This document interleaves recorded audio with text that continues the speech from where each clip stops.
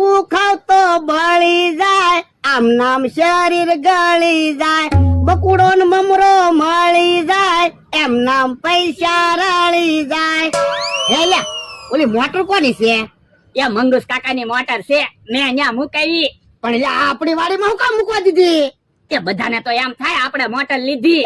પણ લ્યા બકુડાની નમરાની જે મંગુસ છે અહીંયા બેહવા આવશે તો રોય. હવે મંગુસ કાકા તો મંગુસ કાકા છે, અને બકુલભાઈ ને મમરાભાઈ ને તો તમે બેહવા બોલાવો.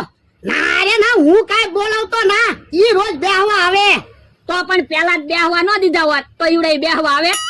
ઈ તારું હાસુ ભૂલત મારી છે ને. તો પણ જાગ્યા નથી હવાર. એટલે હાલો ને 500 વીઘા જમીન વેચીને ક્યાંક આઘા ને આઘા રહેવા વયા જવી. ત્યાં ક્યાં બકુલભાઈ ને મમરાભાઈ આવવાના? બાપા, જમીન વેચવાની વાત ન કરતો, જમીન લેવાની વાત કરજે. એ હારું, તો 500 વીઘા પતિ દિવાલ બનાવી નાખવી અને 4-5 ચોકીદાર રાખવી. પછી ચોકીદાર ક્યાં મમરાભાઈ ને બકુલભાઈ ને આવવા દેવાના? ચોકીદાર ને પગાર નહીં દેવાનો. જો બોલો, તમારે તો ખર્ચો તો કરવો ના.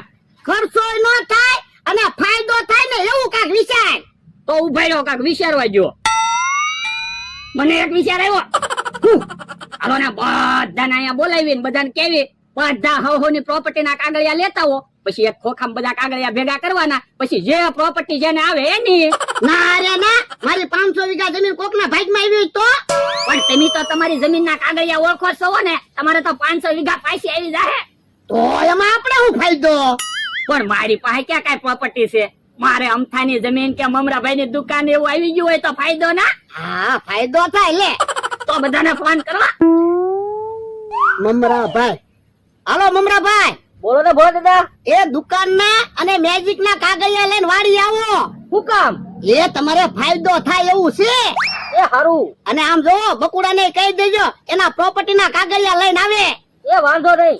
મમરાભાઈ ને કહી દીધું. તો યો હું અમથાને કેહા કાકા ને કેતો આવું. આ હબ હબ જા, હબ બોલાવી નાખ. તમે જો આ તમારે ફાયદો થાય.